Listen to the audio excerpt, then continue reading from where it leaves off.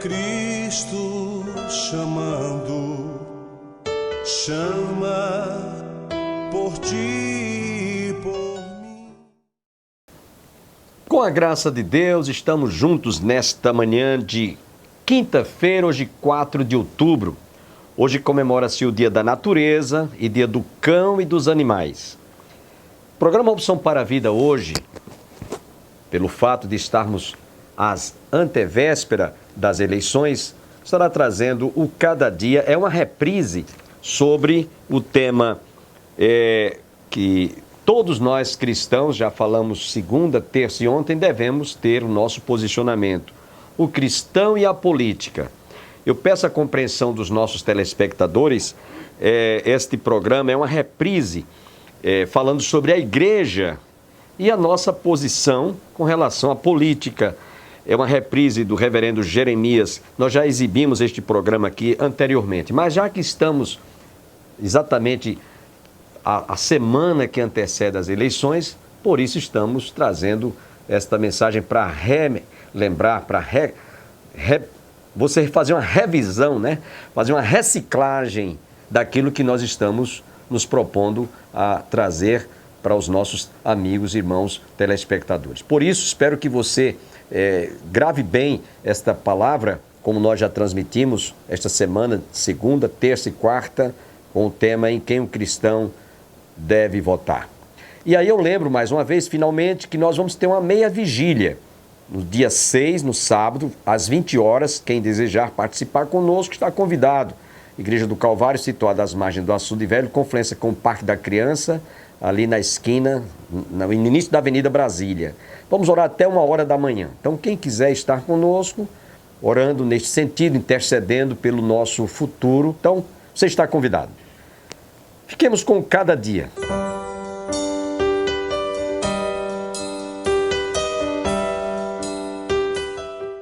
Olá, olha que pergunta interessante que iremos iniciar o nosso programa.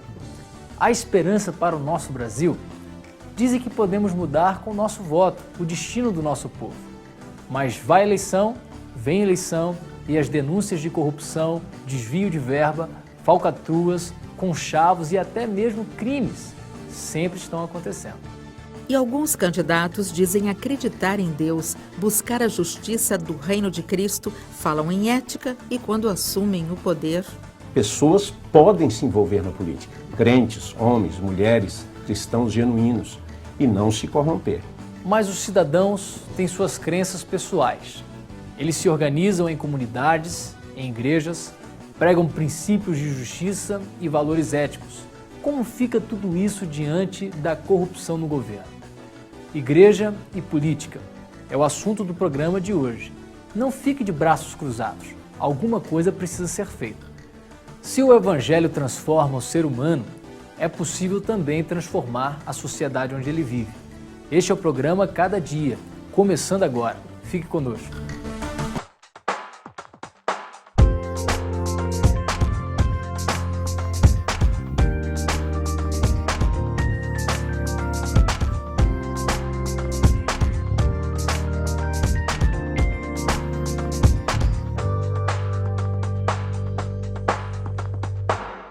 Você tem esperanças para esse nosso mundo moderno?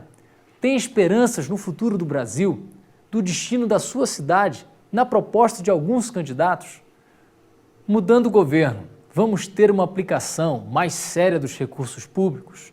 Vamos ter mais empregos, menos miséria e um combate sério da corrupção?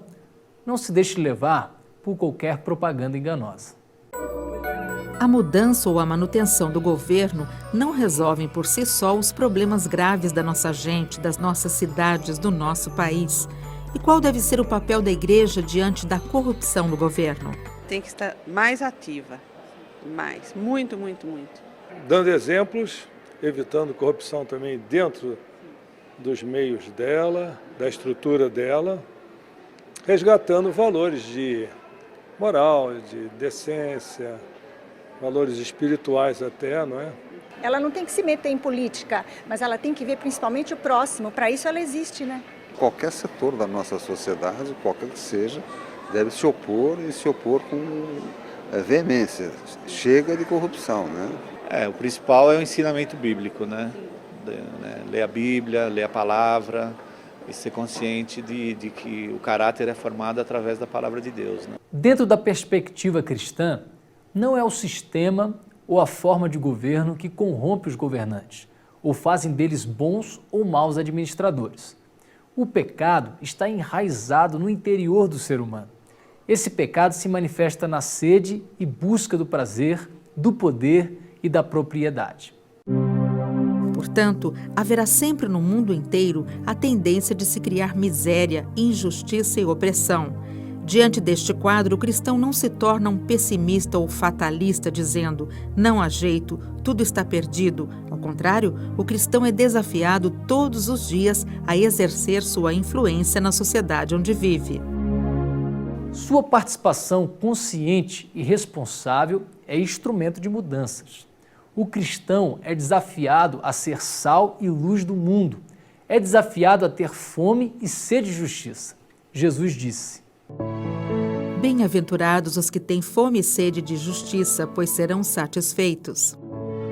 Ter fome e sede de justiça não é fazer justiça com as próprias mãos, mas confiar, esperar e viver os princípios de Deus todos os dias. Isso não significa ficar de braços cruzados. Sozinhos, não poderemos resolver os casos de injustiça, opressão e desigualdade que atingem tantas pessoas.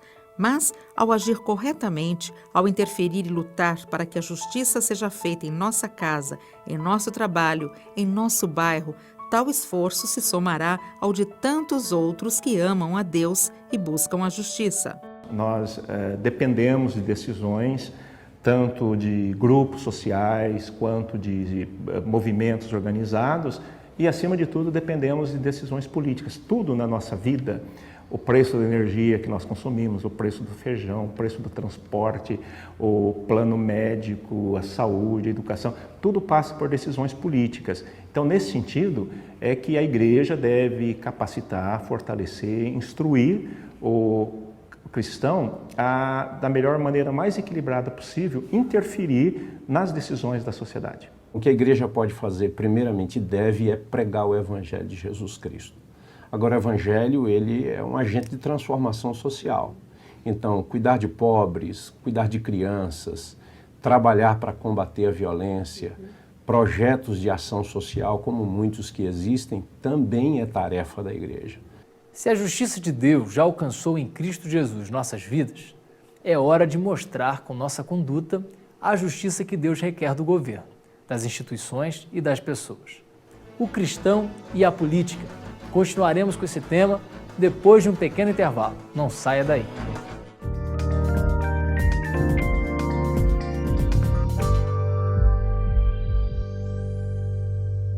O cristão e a política. Este é o tema do programa Cada Dia de hoje. Numa roda de amigos, qual é o assunto?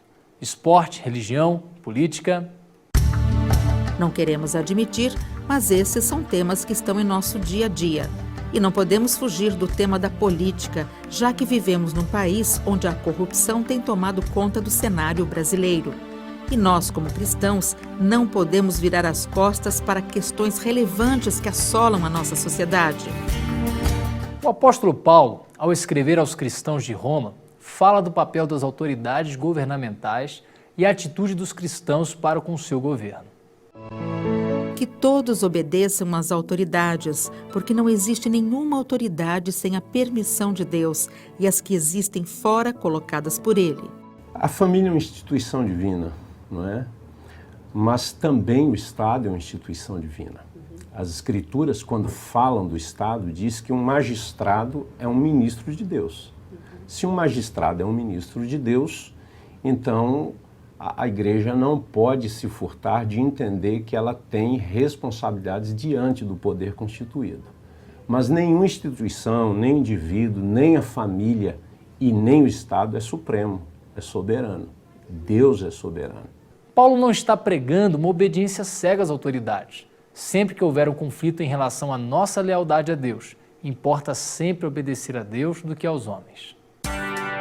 O apóstolo Paulo condena qualquer movimento de rebeldia contumaz contra o Estado ou contra as autoridades. Isto não significa que você tem de concordar com todas as ações do governo. Medidas injustas devem ser combatidas, soluções devem ser apresentadas e o caminho da paz e da ordem deve ser buscado. O cristão, seguindo o princípio de Deus, da paz, se posiciona contra qualquer tipo de terrorismo, intimidação social, opressão ou qualquer outra forma de violência. O cristão traz uma palavra de esperança, conforto e reconciliação. O cristão busca e se empenha pela paz. Deixo com vocês a paz, é a minha paz que eu lhes dou, não lhes dou a paz como o mundo a dá. Não fiquem aflitos, nem tenham medo. Se o problema básico de qualquer sistema ou de qualquer estrutura é o próprio ser humano, cujo coração foi corrompido pelo pecado, o cristão é desafiado todos os dias a exercer sua influência na sociedade onde vive. Ele luta pelo avanço decisivo do Evangelho de Cristo. Esta vida de serviço se manifesta no socorro aos pobres e necessitados e na remoção das condições injustas que causam qualquer sofrimento. O cristão aceita o desafio, não foge das responsabilidades sociais. Você é sacerdote de Deus nesse mundo de trevas, ou seja, a ponte de ligação entre Deus e os seres humanos. Não cruze os braços. Os dois são pastores, com pouco mais de 30 anos de formação. Gesiel representa a Igreja Presbiteriana. Além de pastor, ele é filósofo e dá aulas de ética, lógica e filosofia para o curso de teologia.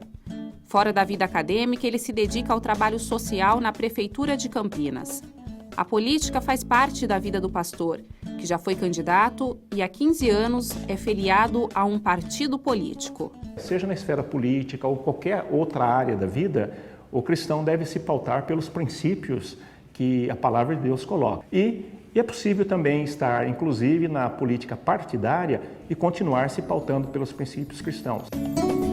Do outro lado está o pastor Edson, formado pelo Seminário Presbiteriano do Sul.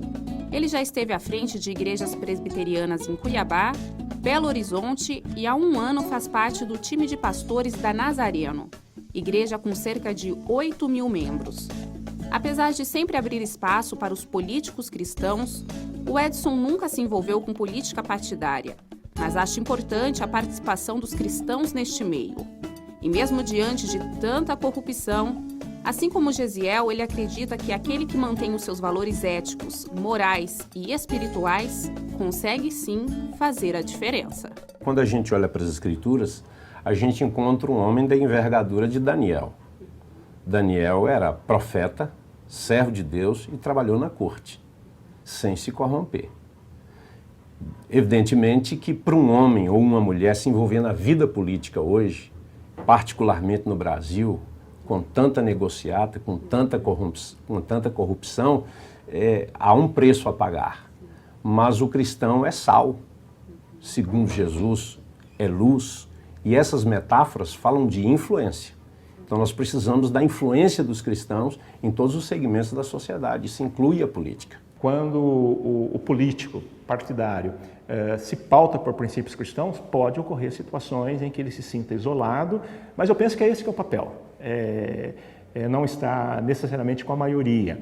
E existe um preço a pagar, né? O próprio Evangelho já nos coloca esse preço que deve ser pago em qualquer área da vida, inclusive na área da política partidária. Sabemos que o Brasil vive uma situação precária e vergonhosa na política. Mas a palavra de Deus diz que não devemos perder a esperança. O Edson e Gesiel falam da importância de cada um lutar pelos seus direitos e cumprir com seus deveres. Interessar-se por política, votar com consciência. O cristão, ele deve entender que a ação dele ou a sua omissão contribui para o interesse de alguém. Acho que é importante nós delimitarmos isso, né? Sempre alguém estará interessado e sempre alguém sairá lucrando, né? Ou tendo seus interesses em consideração por conta da minha ação, da minha omissão.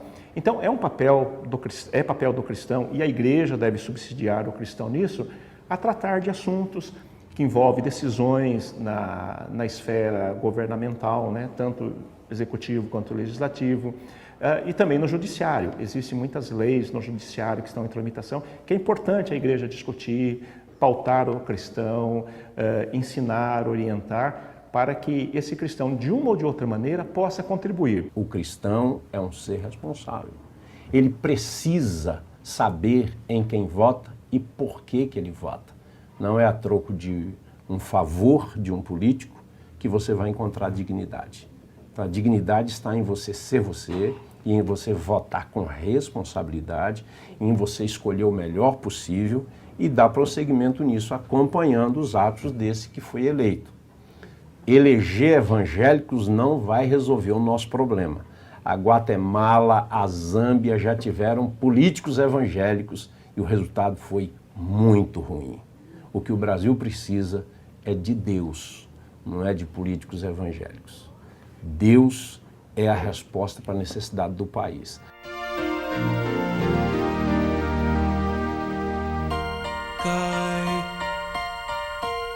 Cai a chuva sobre o mal e o bom. Nasce o sol e nem faz distinção. Assim é a graça do eterno Deus, derramada sobre os filhos seus, e só alguns se lembram de agradecer, pois só alguns assim conseguem compreender.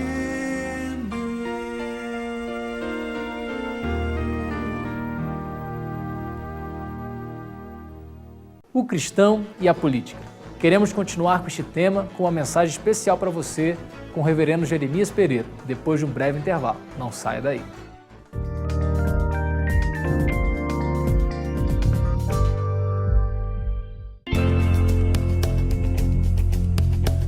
Olá, como vai você? Sua família vai bem? Eu espero que o Eterno, e oro para que Ele derrame paz, alegria, bons relacionamentos, temor do Senhor, aqueles abraços gostosos que faz a família da gente ser assim tão especial, aqueles beijos carinhosos de reconciliação entre pai e filho, beijos apaixonados entre marido e mulher, que assim sua casa também tenha aquele momento de adoração e de oração e que Jesus seja glorificado. Amém? Nossa conversa de hoje é sobre um assunto tenso. O cristão e a política. Ih, você já pôs a mão na cabeça, hein?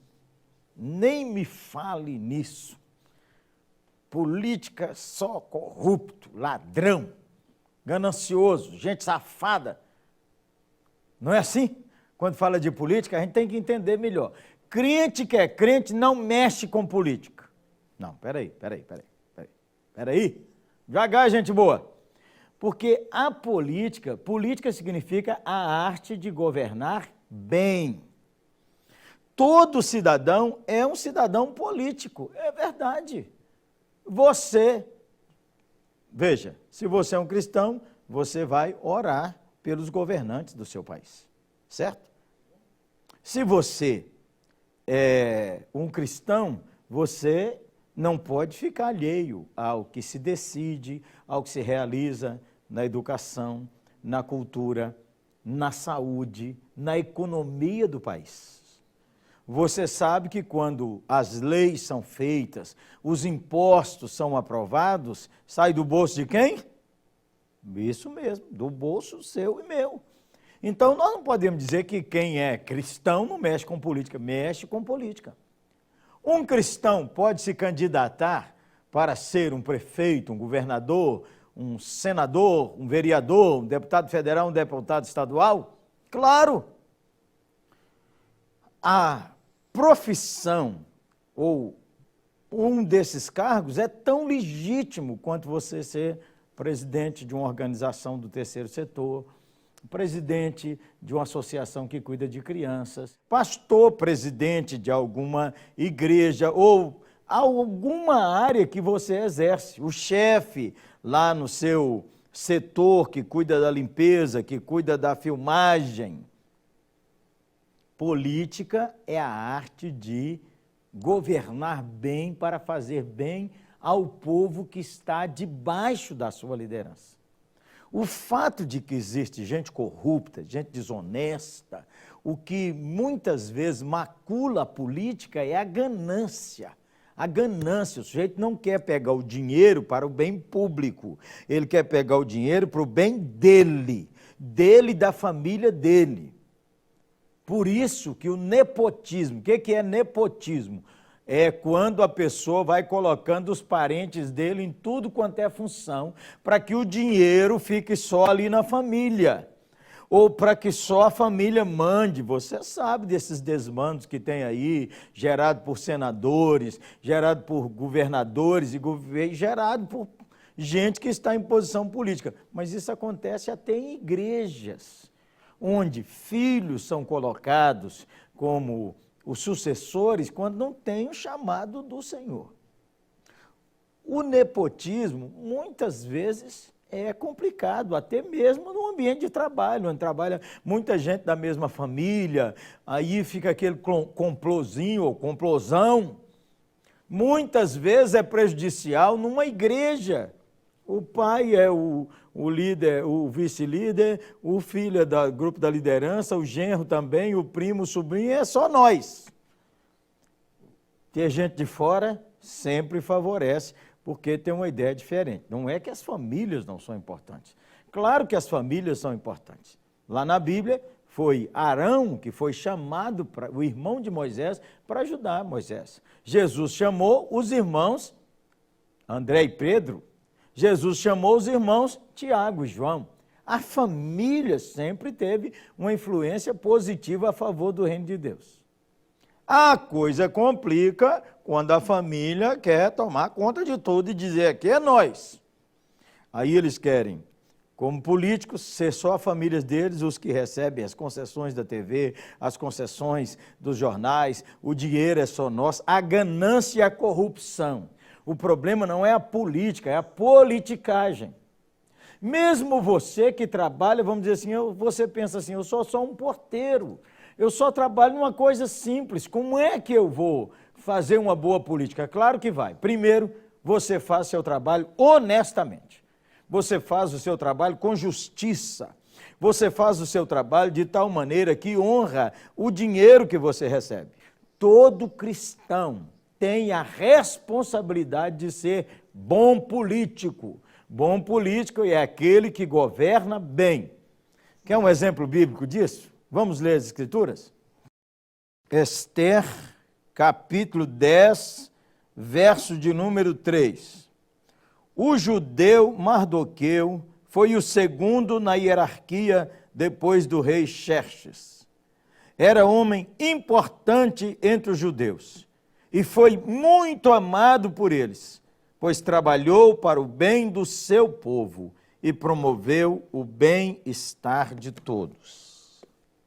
Numa época em que Israel esteve no exílio da Babilônia, numa época em que os inimigos se levantaram para destruir Israel, Esther, a rainha, junto com seu tio Mardoqueu, se levantaram para defender a nação.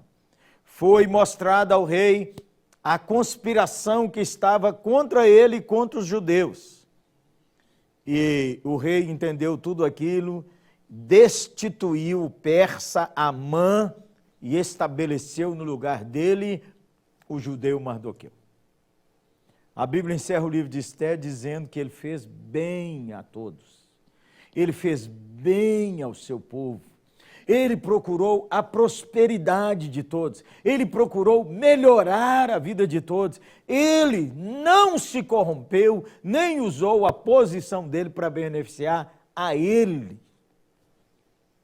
É claro que todo mundo que tem uma posição de progresso, de liderança, vai ter seus benefícios. Às vezes, acontece assim. Uma pessoa, uma empregada doméstica, trabalha com a família crente. nem tem um colchão direito para os filhos, nem tem sua casa própria, não tem nada, trabalha com aquela família ano após ano. A família troca de carro todo ano, a família já comprou casa na praia, a família viaja para o exterior, mas a família nunca se preocupou em ajudar aquela sua funcionária de anos a ter sua casa própria, a ter uma melhor condição para seus filhos e de ter uma melhor condição para ela mesma. É claro, ela não vai ter o que o patrão e a patroa dela têm, mas é impiedade se você tem alguém assim que trabalha com você e você nunca se preocupou em ajudá-la. Isso é ganância, o princípio da antipolítica. Política é governar bem, é fazer o bem a seu próximo, para que dentro daquilo que você pode, você ajude o seu próximo a melhorar. Quando a gente pensa diante de uma nação, a força que a gente tem é o voto. Então você devia votar conscientemente. Eu, regra geral, sou contra anular o voto. Escolha alguém e vote. Agora com a internet, com os meios de comunicação, você pode cobrar, você pode fazer abaixo-assinado, você pode fazer campanhas no Facebook, você pode exigir posições honestas dos políticos. O cristão se envolve em política, não esqueça disso. Não com politicagem, muito menos politicagem da igreja para manobrar, para prejudicar o trabalho pastoral ou para prejudicar a igreja com nepotismos ou mandanças que só querem beneficiar esse ou aquele grupo, essa ou aquela pessoa, ou esse ou aquele pastor, apóstolo, bispo, patriarca, seja o nome que for que se dê por aí. Vamos pegar o exemplo do Mardoqueu? Diz que ele foi muito amado porque ele fez bem ao seu povo e procurou a prosperidade de todo mundo. Ore pela prosperidade do Brasil. Busque a prosperidade da sua casa, mas busque para que os que estão ao seu redor, debaixo da sua liderança, possam também progredir. Somos cidadãos. Cidadãos não podem enfiar a cabeça para baixo, fechar os olhos e dizer, eu não tenho nada com isso. Tem muito a ver com isso.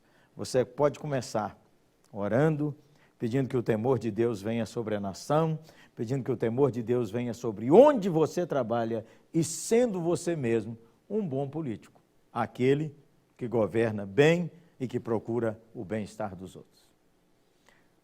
Tenso? Às vezes muito tenso. Há muita corrupção? Tristemente temos que afirmar. Mas nós vamos orar e pedir ao Senhor um tempo novo para o nosso Brasil, para as nossas igrejas, para as nossas próprias vidas. Vamos orar?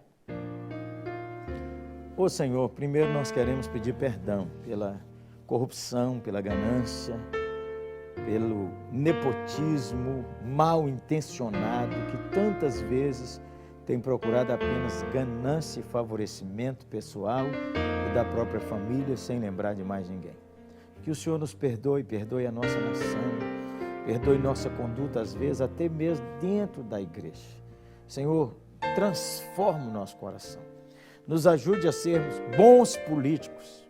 Gente que governa bem e gente que procura o bem-estar do seu povo. E assim nós pedimos um arrependimento sobre os líderes da nossa nação, da nossa cidade, do nosso estado e das nossas igrejas também.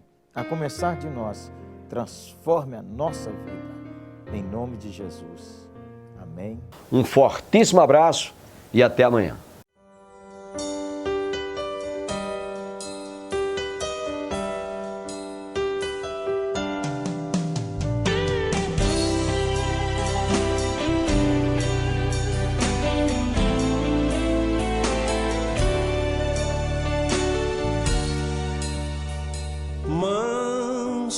Suave é Cristo chamando, chama por ti.